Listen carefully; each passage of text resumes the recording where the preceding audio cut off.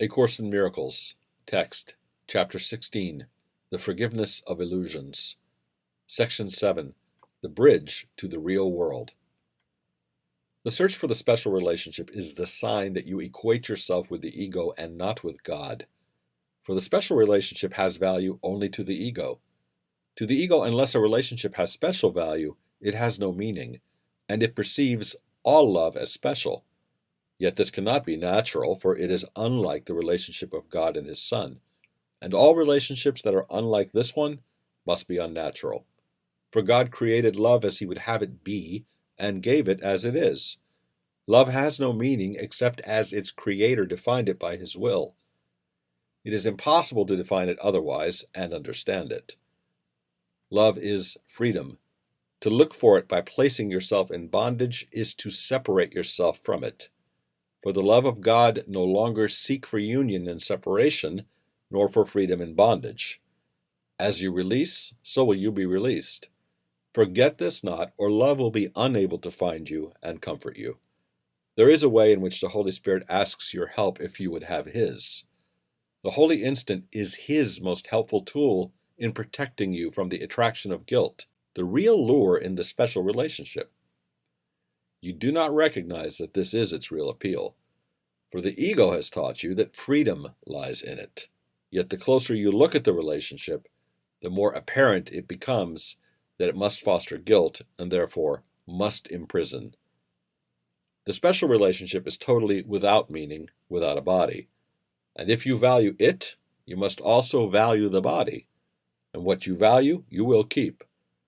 The special relationship is a device for limiting yourself to a body and for limiting your perception of others to theirs.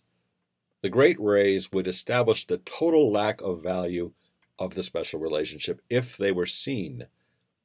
For in seeing them, the body would disappear because its value would be lost. And so your whole investment in seeing it would be withdrawn from it. You see the world you value.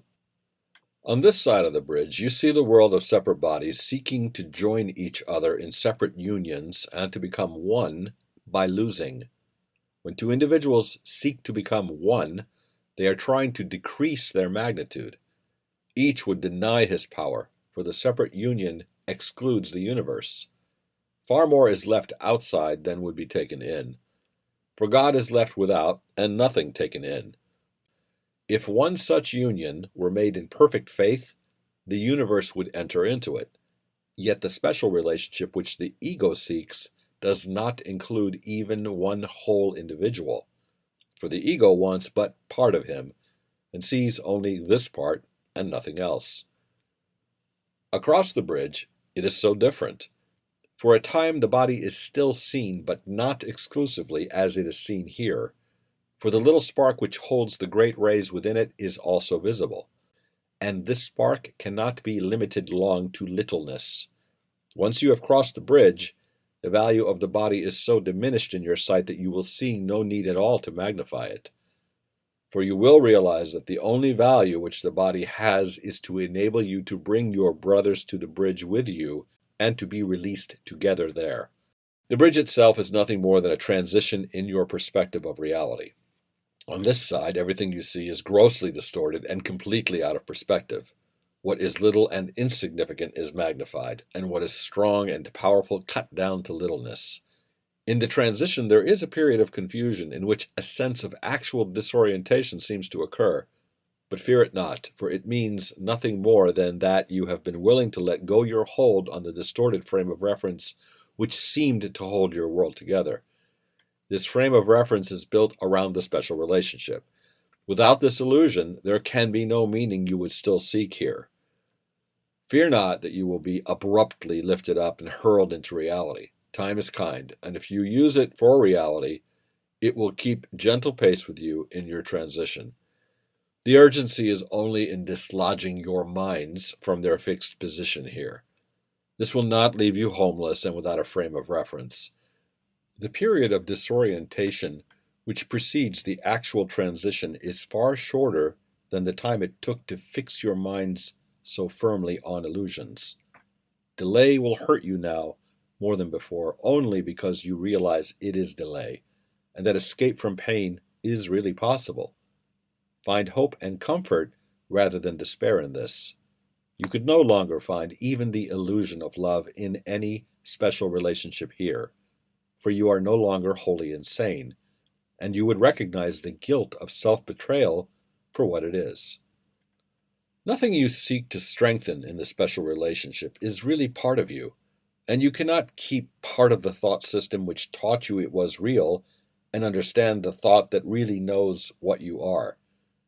You have allowed the thought of your reality to enter your minds, and because you invited it, it will abide with you. Your love for it will not allow you to betray yourself, and you could not enter into a relationship where it could not go with you, for you would not be apart from it. Be glad you have escaped the mockery of salvation which the ego offered you, and look not back with longing on the travesty it made of your relationships. Now no one need suffer, for you have come too far to yield to the illusion of the beauty and holiness of guilt. Only the wholly insane could look on death and suffering, sickness and despair, and see it thus. What guilt has wrought is ugly, fearful, and very dangerous.